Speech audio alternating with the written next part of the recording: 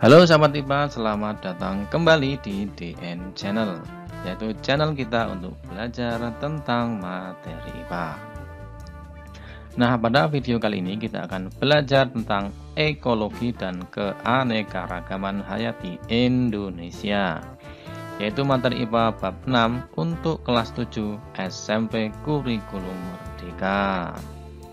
Video ini menyajikan ringkasan materi tentang ekologi dan keanekaragaman hayati Indonesia. Berikut penjelasannya. Sehingga dengan menyimak video ini, siswa dapat belajar lebih cepat, lebih mudah dalam memahami bab tersebut karena disajikan dengan bahasa yang lugas, mudah dimengerti, dan tentu saja menyenangkan, guys. Nah, bagi sahabat IPA yang ingin mempelajari bab ekologi dan keanekaragaman hayati Indonesia, silahkan pantau terus video ini sampai selesai, guys. Oke sahabat IPA, mari kita pelajari bab ekologi dan keanekaragaman hayati Indonesia ini. Syabash.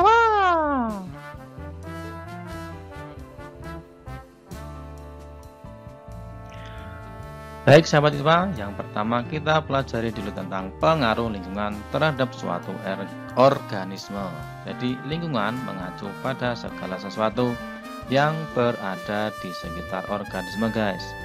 Kemampuan organisme menopang hidup tergantung pada faktor-faktor tertentu yang dapat diklasifikasikan sebagai benda tak hidup, yang istilahnya disebut dengan abiotik, atau benda hidup, guys, atau istilahnya adalah biotik. Baik hewan maupun tumbuhan tergantung pada faktor abiotik, misalnya cahaya, suhu, air, kelembapan udara, pH atau kadar atau keasaman, ya, kadar keasaman, dan salinitas, guys, atau kadar garam. Kehidupan suatu organisme juga sangat dipengaruhi oleh keberadaan faktor biotik seperti tumbuhan, hewan, atau organisme lainnya, guys. Baik guys, kita lanjutkan tentang interaksi antara komponen penyusun suatu ekosistem. Nah, kita jelaskan dulu di sini pengertian dari ekosistem. Ekosistem adalah suatu sistem di mana terjadi hubungan interaksi, guys, saling ketergantungan antara komponen-komponen di dalamnya, baik yang berupa makhluk hidup maupun yang tidak hidup, guys. Nah, ilmu yang mengkaji atau mempelajari hubungan saling ketergantungan antara makhluk hidup dan tak hidup di dalam suatu ekosistem disebut dengan ekologi, guys.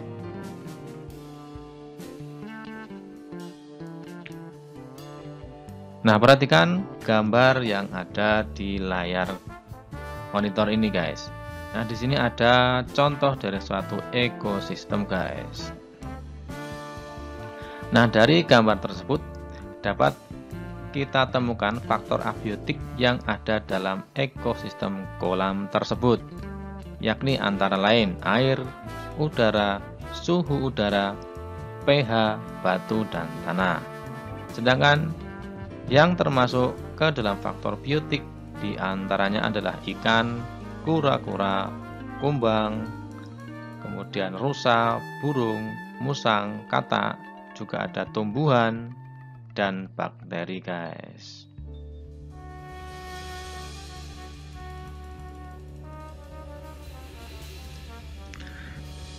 Di dalam konsep ekologi terdapat tingkatan organisasi kehidupan, mulai dari individu, populasi, komunitas, ekosistem, bioma, dan biosfer. Nah, kita akan pelajari satu-satu, guys. Yang pertama kita bahas dulu tentang individu. Individu adalah makhluk hidup tunggal, contohnya sebatang pohon kelapa, satu ekor tikus, satu ekor semut, satu ekor kambing, sapi, dan juga seorang manusia, guys. Itu adalah pengertian dari individu. Kemudian populasi, guys. Populasi adalah kumpulan individu sejenis yang berinteraksi pada tempat tertentu, guys. Misalnya serumpun bambu di kebun, sekumpulan kambing di padang rumput, sekumpulan semut, dan sebagainya guys. Jadi ada kumpulan dari individu-individu yang sejenis guys. Kemudian yang selanjutnya adalah komunitas, yakni kumpulan berbagai makhluk hidup yang berinteraksi dan hidup di area tertentu guys. Jadi kalau komunitas ini tidak cuma makhluk hidup yang sejenis saja ya. Jadi ada berbagai macam jenis makhluk hidup. Misalnya organisme yang ada di sawah terdiri atas padi, tikus, belalang, burung, dan ulat guys. Ya, mungkin kalau diistilahkan atau disebut dengan komunitas sawah, anggotanya ada padi, tikus, belalang, dan seterusnya. Mungkin ada juga komunitas-komunitas yang lain guys. Ada komunitas kebun, ada komunitas kolam ya, dan seterusnya guys. Jadi komunitas ini adalah kumpulan berbagai makhluk hidup guys, yang menempati daerah tertentu. Nah, itu adalah pengertian dari komunitas. Baik, kita lanjutkan guys.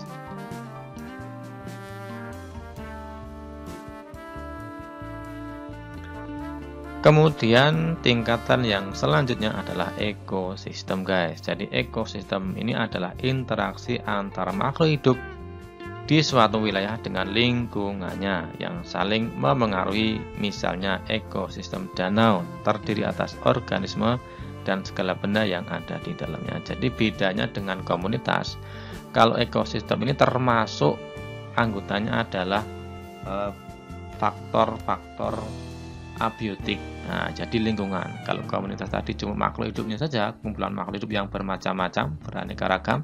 Kalau ekosistem ini ada komponen yang berupa makhluk hidup dan makhluk tak hidup atau benda mati. Jadi kalau ekosistem ini ada interaksi antara makhluk hidup yang satu dengan yang lain, dan juga antara makhluk hidup dengan lingkungannya atau faktor abiotik guys. Nah, ini contohnya adalah misalnya ekosistem danau, ekosistem rawa, ekosistem kolam, dan sebagainya guys.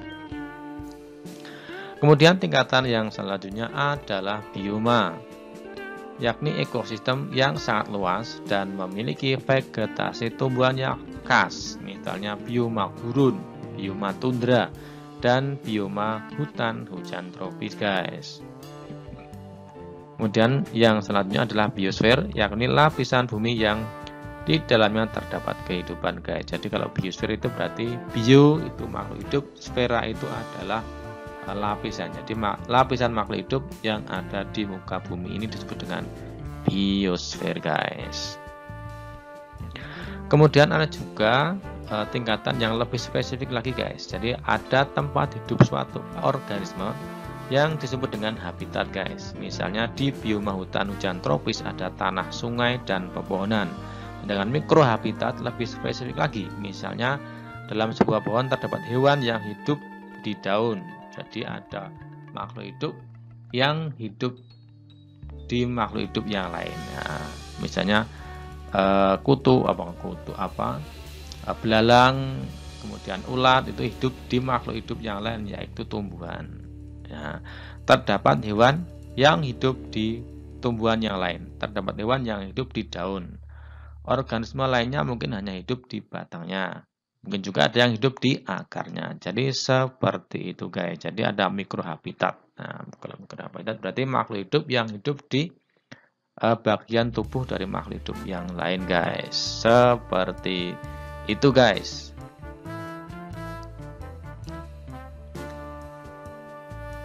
Baik sahabat IPA, kita masih membahas tentang interaksi antara komponen penyusun suatu makhluk hidup.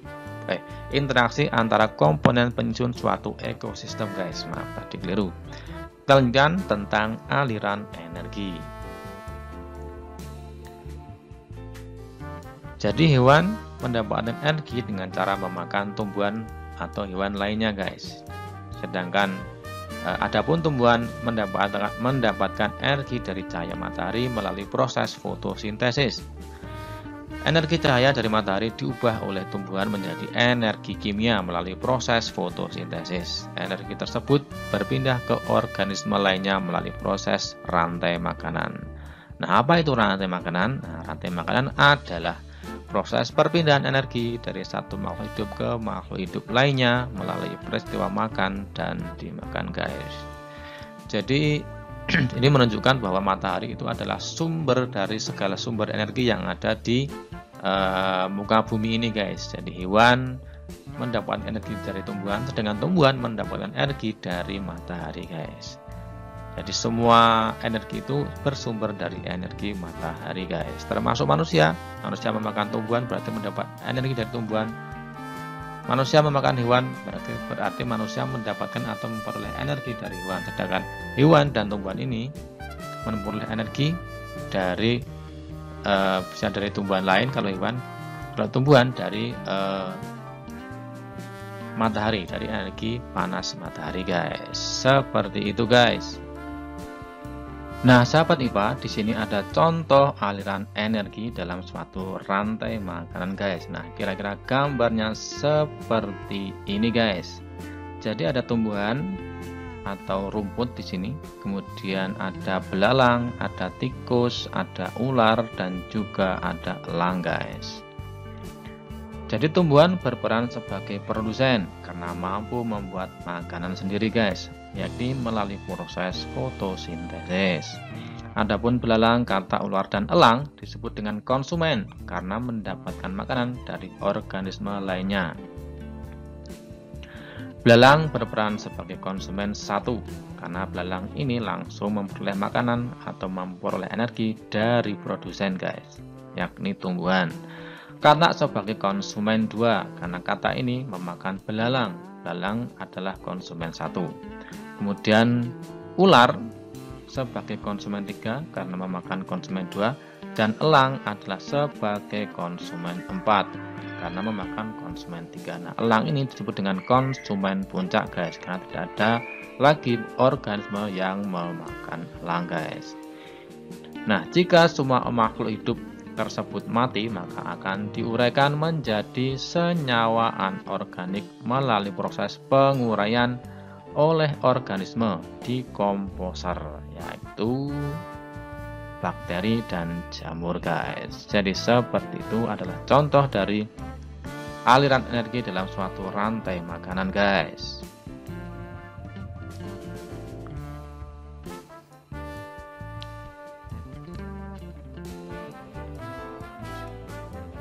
Nah, ternyata sahabat IPA, tidak semua energi dalam proses aliran energi tersebut, tidak semua energi berpindah dari satu makhluk hidup ke makhluk hidup lainnya, guys.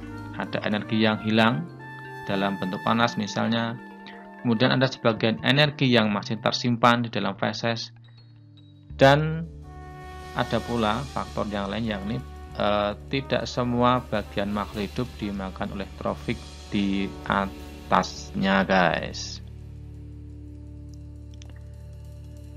Sehingga rantai makanan tidak berdiri sendiri, guys. Misalnya, contohnya di sini ada rantai makanan 1 dan rantai makanan 2, guys. Misalnya rumput itu dimakan belalang. Nah, ternyata belalang ini tidak cuma dimakan oleh tingkat trofik di atasnya. Misalnya belalang dimakan tikus, juga dimakan oleh kadal, juga dimakan oleh binatang yang lain, guys. Jadi tidak semua makhluk hidup di tingkat trofik di atasnya itu memakan sampai habis, guys. Sehingga ada beberapa rantai makanan yang saling berhubungan. Nah, beberapa rantai makanan di dalam suatu ekosistem saling berhubungan membentuk jaring-jaring makanan seperti tampak pada gambar berikut, guys. Jadi beberapa rantai makanan di dalam suatu ekosistem itu saling berhubungan membentuk jaring-jaring makanan, guys. Di sini ada beberapa rantai makanan yang membentuk jaring-jaring makanan. Misalnya kita sebutkan contohnya, guys. Ada rumput, ini rantai makanan yang pertama, guys. Misalnya dari yang paling bawah, rumput dimakan tikus, tikus dimakan ular, ular dimakan elang. Kemudian rantai makanan yang kedua, rumput dimakan tikus, tikus dimakan elang.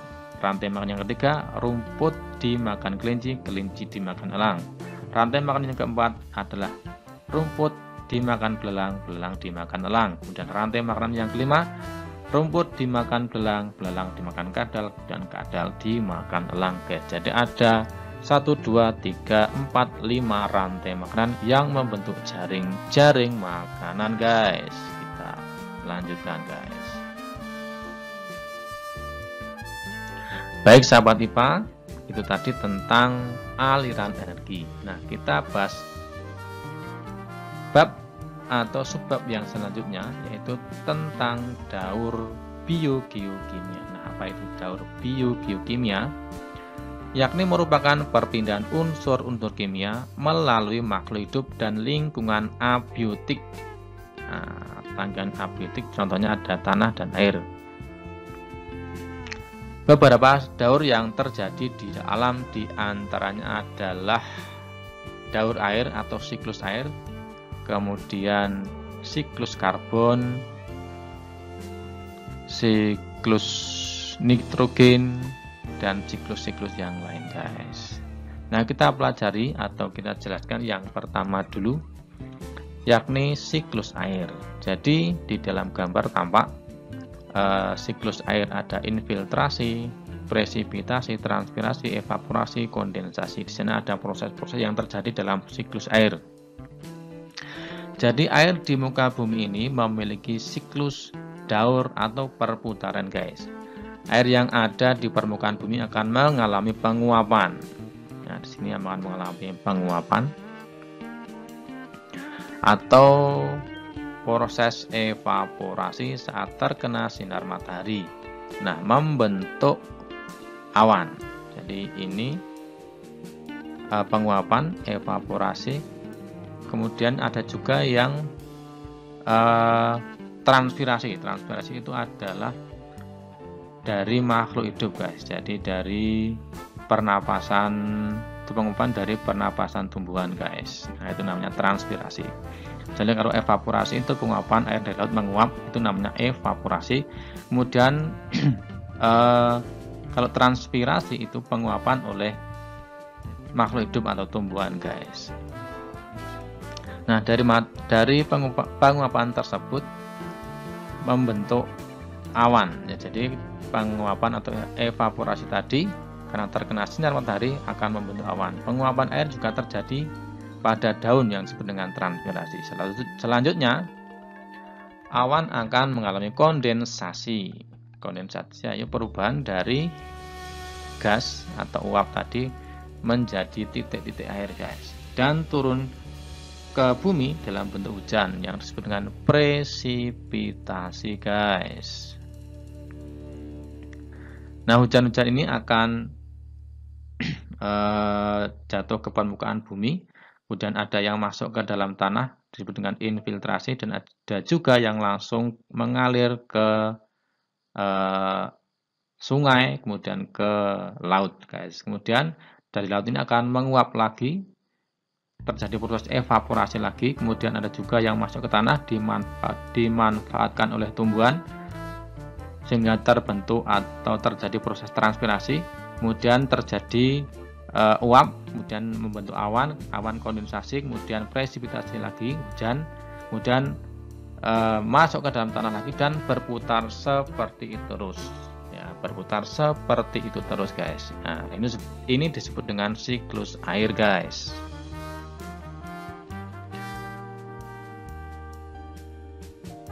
Baik sahabat IPA, kita lanjutkan tentang siklus yang kedua, yakni siklus oksigen dan karbon, guys.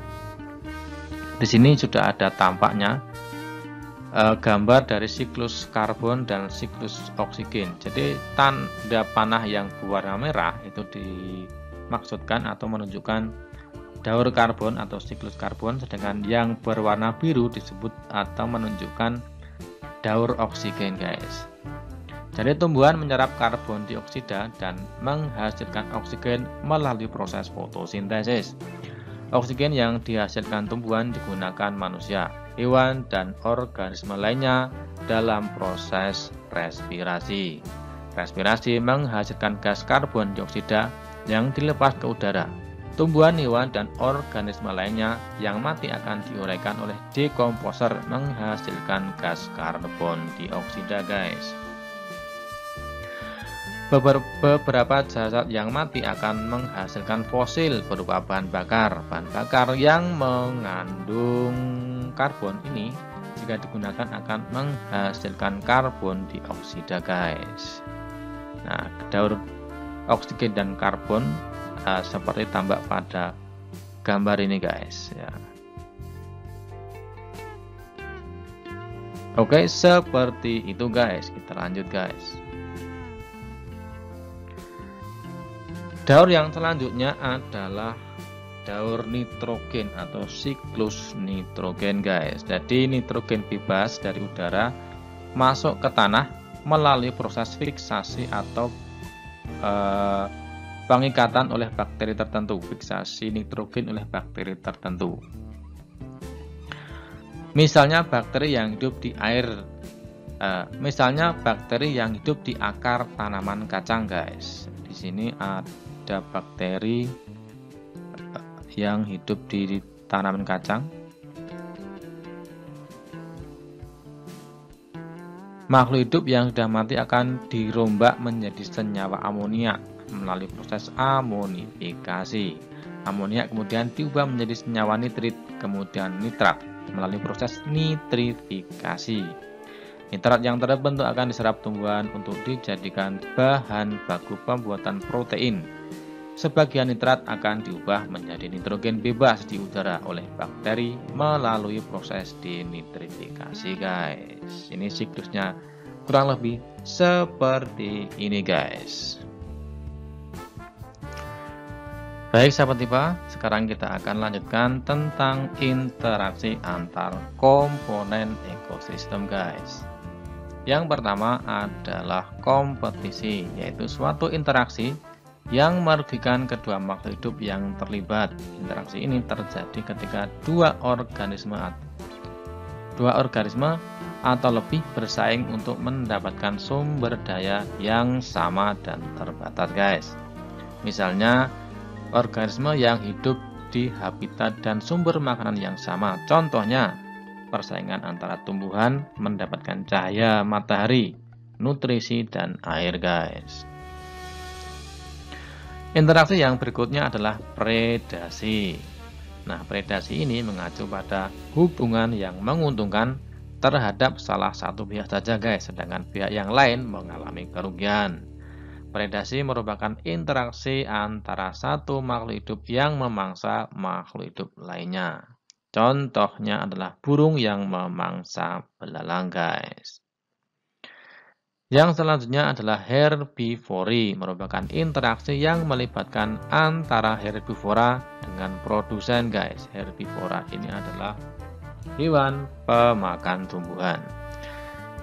Salah satu pihak akan dirugikan atau diuntungkan dalam interaksi herbivori ini. Contohnya adalah belalang yang memakan rumput, guys. Kemudian interaksi yang berikutnya adalah simbiosis. Simbiosis dalam ruang lingkup ini mempelajari mengenai hubungan erat antar populasi yang menempati habitat yang sama, guys. Simbiosis dapat dibagi menjadi tiga, yaitu parasitisme, mutualisme, dan komensalisme, guys. Parasitisme adalah hubungan ketika salah satu organisme yang disebut parasit mendapatkan keuntungan, sedangkan organisme yang lain disebut inang dirugikan. Jadi parasit ini adalah interaksi antara dua makhluk hidup atau dua komponen ekosistem yang mana salah satu untung dan salah satu dirugikan, guys. Contohnya adalah benalu yang hidup di pohon serta cacing perut pada tubuh manusia, guys. Kemudian simbiosis yang selanjutnya adalah mutualisme. Simbiosis mutualisme adalah hubungan yang menguntungkan antara kedua pihak, guys. Jadi kalau simbiosis mutualisme ini sama-sama untung, guys. Contoh, adalah interaksi antara kupu-kupu dengan tumbuhan berbunga, guys. Kupu-kupu mendapat makanan, sedangkan tumbuhan berbunga dibantu dalam proses penyerbukannya oleh kupu-kupu ini, guys.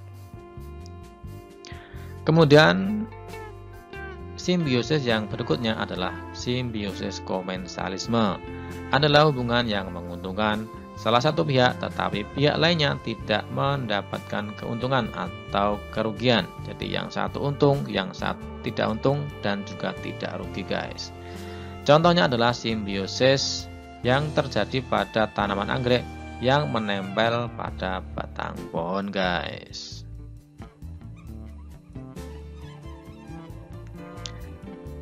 Baik sahabat IPA, kita lanjutkan. Sekarang kita masuk ke subbab tentang keanekaragaman hayati Indonesia. Nah, yang pertama kita pelajari tentang persebaran flora dan fauna di Indonesia, guys.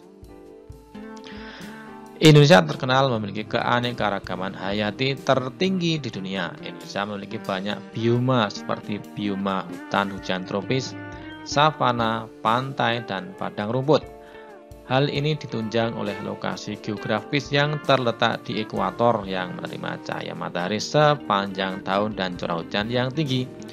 Hutan hujan tropis di Indonesia terkenal memiliki tumbuhan endemik khas Indonesia, misalnya bunga Rafflesia arnoldi, meranti, cendana, anggrek tebu, dan daun payung, damar, dan lain-lainnya, guys.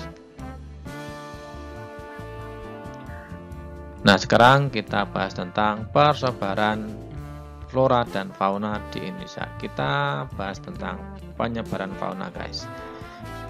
Jadi di sini ada gambar peta atau gambar pemetaan tentang persebaran fauna di Indonesia. Jadi Wallace membagi persebaran fauna di Indonesia menjadi dua wilayah, yaitu wilayah barat atau orientalis dan fauna wilayah timur australis. Adapun Weber membagi persebaran fauna di Indonesia menjadi tiga wilayah, yaitu fauna barat, peralihan, dan timur, seperti yang terlihat pada gambar di layar, guys, seperti ini. Jadi ada garis Wallace, ada garis Weber. Kalau Wallace ini membagi dua, Weber menjadi tiga. Ada fauna barat, fauna peralihan, dan fauna timur, guys.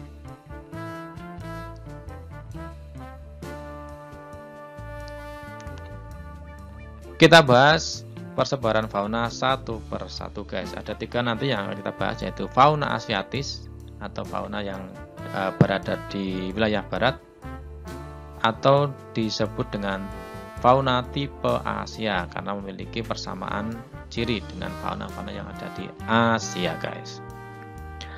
Fauna asiatis memiliki persebaran Indonesia bagian barat dengan batas Selat Makassar dan Selat Lombok. Di wilayah ini terdapat banyak hewan menyusui, di antaranya tapir dari Sumatera dan Kalimantan, banteng dari Jawa dan Kalimantan, kera gibbon dari Sumatera dan Kalimantan,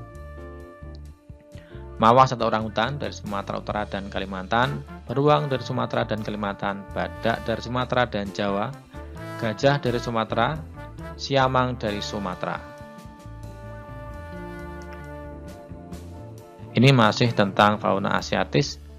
Lanjutnya yaitu kijang dari Jawa, Sumatera, Bali, dan Lombok, harimau loreng dari Jawa dan Sumatera, harimau kumbang dan harimau tutul dari Jawa, Bali, dan Madura, kancil dari Jawa, Sumatera, dan Kalimantan, terenggiling dari Sumatera, Kalimantan, Jawa, dan Bali, dan jalak Bali dari Bali, dan burung merah dari Jawa, guys. Nah, selain jenis di atas, terdapat juga hewan lain seperti kancil, pelanduk yang terdapat di Sumatera, Jawa, dan Kalimantan, singa mukang terdapat di Sumatera dan Kalimantan, serta lumba-lumba yang berada di daerah Kalimantan, guys. Baik sahabat IPA, kita lanjutkan wilayah persebaran fauna yang kedua, yakni fauna australis, guys. Fauna australis berada di wilayah Indonesia Timur meliputi Papua dan pulau kecil lain. Di daerah ini tidak terdapat jenis kera dan jumlah hewan menyusui berukuran kecil dan sedikit. Berikut adalah hewan-hewan tipe Australis guys. Yang pertama adalah burung. Ada burung cendrawasih, kasuari, nuri, dan raja udang. Kemudian yang kedua adalah jenis amfibi, terdiri atas katak pohon, katak terbang, dan katak air. Berbagai jenis serangga, berbagai jenis ikan.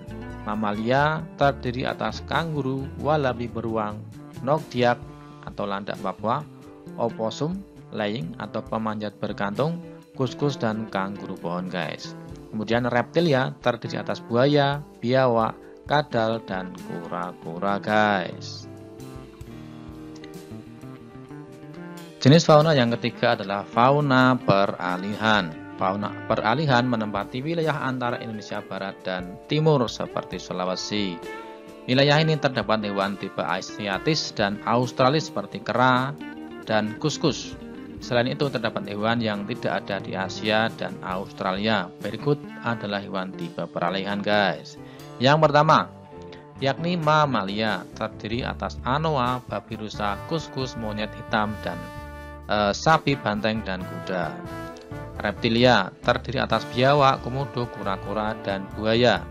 Amfibi terdiri atas katak pohon, katak terbang, dan katak air. Berbagai macam burung terdiri atas maleo, kakak tua, nuri, merpati, burung dewata, dan angsa. Selain fauna di atas, terdapat fauna langka di wilayah peralihan seperti anoa, komodo, dan burung maleo guys. Nah sahabat IPA, sekarang kita lanjutkan tentang perbedaan antara fauna tipe asiatis dan fauna tipe australis atau fauna Australia guys yang ada di Indonesia.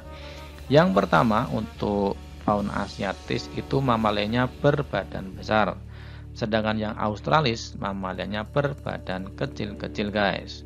Yang kedua, untuk fauna asiatis hewan tidak berkantung, sedangkan fauna australis terdapat hewan berkantung. Yang ketiga, fauna asiatis memiliki beragam jenis kera, sedangkan fauna australis tidak terdapat kera.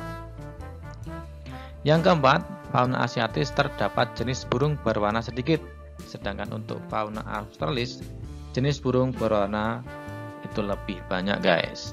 Yang kelima, fauna asiatis memiliki banyak jenis kucing dan anjing, sedangkan fauna australis tidak terdapat jenis kucing liar ataupun anjing guys.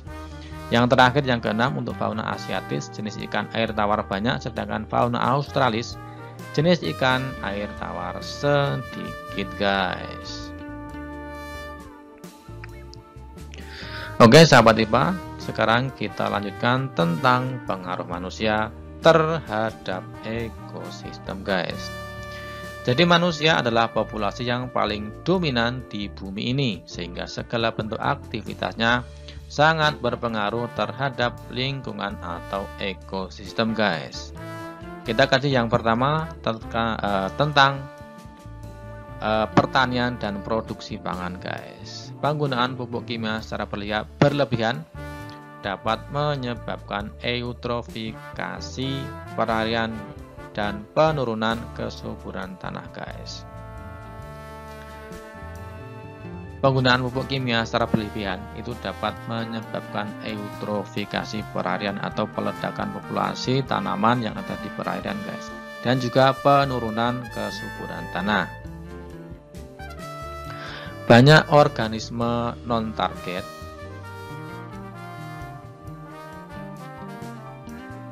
yang terbunuh akibat penggunaan pestisida. Kemudian pertanian monokultur menyebabkan turunnya keanekaragaman hayati. Banyak tumbuhan yang disingkirkan dan diganti oleh hanya satu jenis tumbuhan tertentu saja guys.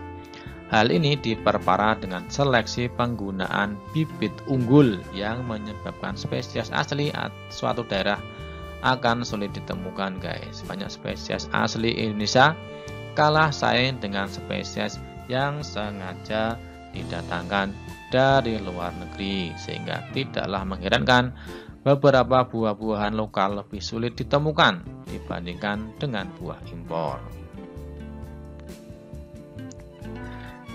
Yang selanjutnya adalah kerusakan habitat, guys. Jadi banyak hutan ditebang di Indonesia untuk diubah menjadi lahan perkebunan, diantaranya untuk lahan kelapa sawit. Dampaknya banyak jenis tumbuhan dan hewan yang terancam punah akibat kehilangan habitatnya.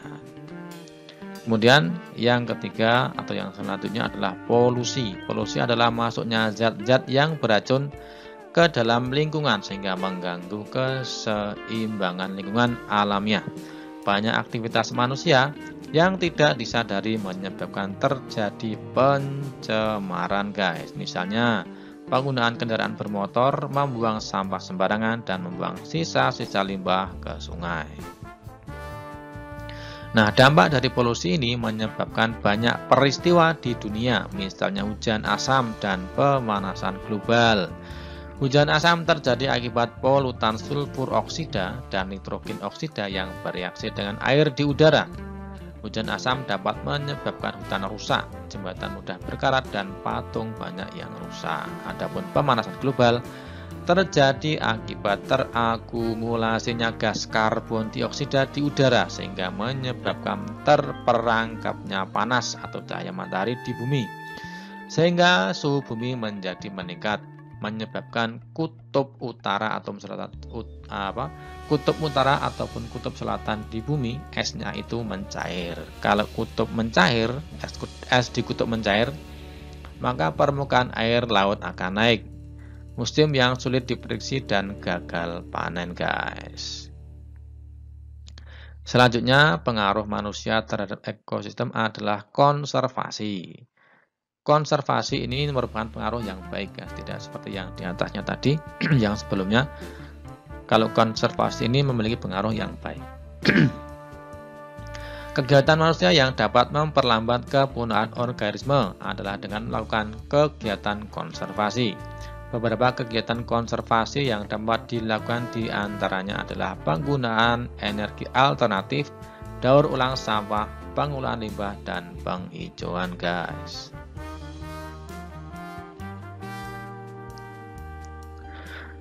Baik, kita lanjutkan tentang pentingnya konservasi keanekaragaman hayati, guys. Konservasi adalah pengelolaan sumber daya alam hayati yang dilakukan secara bijaksana untuk menjaga kesinambungan persediaan hayati dengan meningkatkan dan memelihara kualitas keanekaragaman nilainya.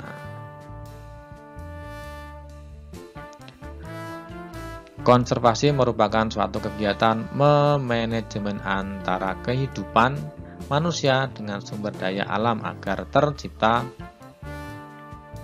kehidupan bisa tetap dipertahankan.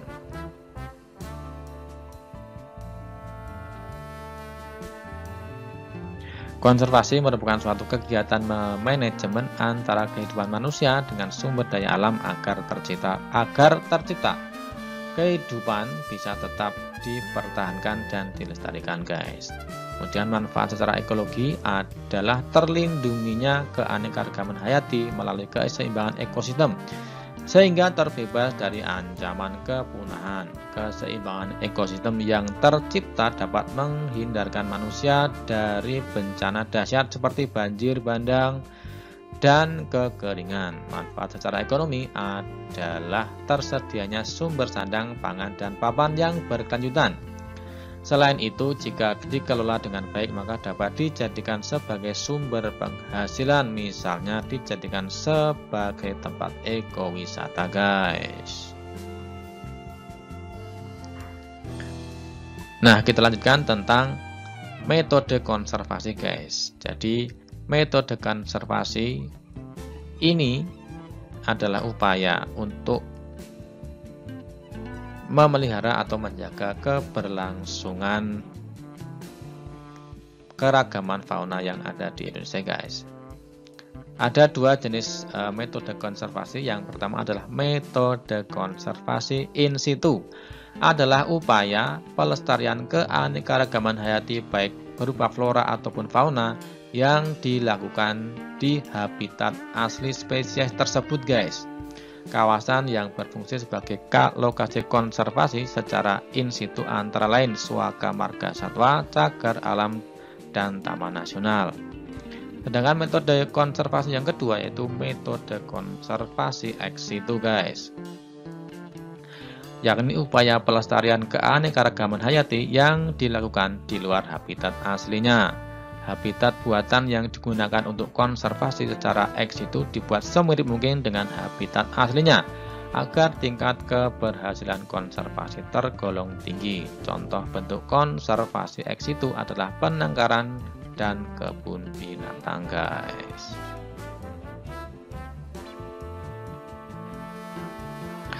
Baik sahabat IPA, itulah tadi pembahasan dan pembelajaran kita beserta penjelasan materi tentang ekologi dan keanekaragaman hayati Indonesia.